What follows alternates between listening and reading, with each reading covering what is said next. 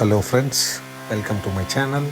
இந்த வீடியோவில் நான் மும்பையிலேருந்து சென்னைக்கு என்னோடய பைக்கை ட்ரெயினில் பார்சல் பண்ண எக்ஸ்பீரியன்ஸ் அண்ட் அதோட ப்ரொசீஜர்ஸ் இதெல்லாம் பற்றி தான் சொல்ல போகிறேன். ஸோ நீங்கள் சென்னையில் இருந்தோ இல்லை தமிழ்நாடு நம்ம ஊரில் இருந்தோ நார்த் சைடு பைக்கை பார்சல் பண்ணுறீங்க, இல்லை நார்த்துலேருந்து நம்ம ஊருக்கு பார்சல் பண்ணுறீங்கன்னா இந்த வீடியோ உங்களுக்கு யூஸ்ஃபுல்லாக இருக்கும்.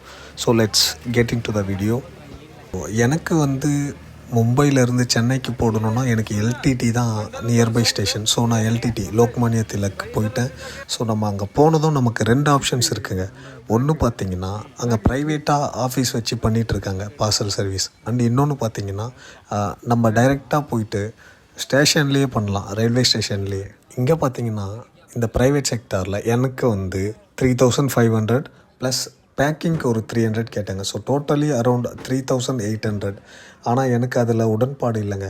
நான் நேராக போயிட்டு நானே டிக்கெட் எடுத்துகிட்டு வந்துட்டு நானே பைக்கை கொண்டு போய் இன்ஸ்பெக்டர்கிட்ட பெட்ரோல்லாம் ட்ரை பண்ணியிருக்கேன், இன்சூரன்ஸ்லாம் கரெக்டாக இருக்குது, வண்டி என்னோடய பேரில் தான் இருக்குது அப்படின்னு சொல்லி இன்ஸ்பெக்டர்கிட்ட காட்டிட்டு வந்துட்டேன். ஸோ அதுக்கப்புறம் வந்ததுக்கப்புறம் இவங்கள்ட்ட நம்ம பார்சல் வேணால் பண்ணிக்கலாம். ஏன்னா நம்மள்ட்ட பார்சல் பண்ணுறதுக்கான திங்ஸ்லாம் இருக்குது. ஸோ 300 மட்டும் கொடுத்துட்டு பார்சல் பண்ணிக்கலாம். ஆனால் என்னென்னா நமக்கு கொஞ்சம் டயர்டாகிடும் ஃப்ரெண்ட்ஸ். ஏன்னா பைக்கை நம்ம தள்ளிட்டு போயிட்டு அவங்கள்ட்ட காட்டிட்டு வர்றதுக்குள்ளே ரொம்பவே டயர்டாயிரும். ஸோ அதை பார்த்துக்கோங்க. ஆனால் இவங்க கேட்ட அமௌண்ட் கொஞ்சம் ஜாஸ்திங்க. ஏன்னா 3800.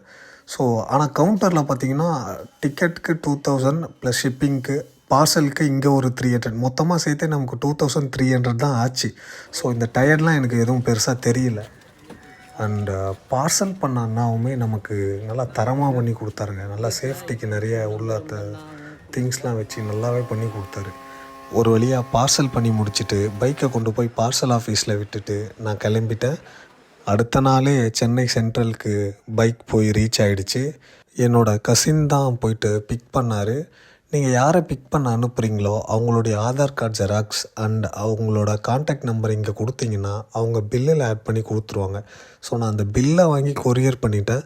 ஸோ த நெக்ஸ்ட் டேவே போயிட்டு என்னுடைய கசின் பைக்கை பிக் பண்ணிவிட்டு வீட்டுக்கு போயிட்டார்.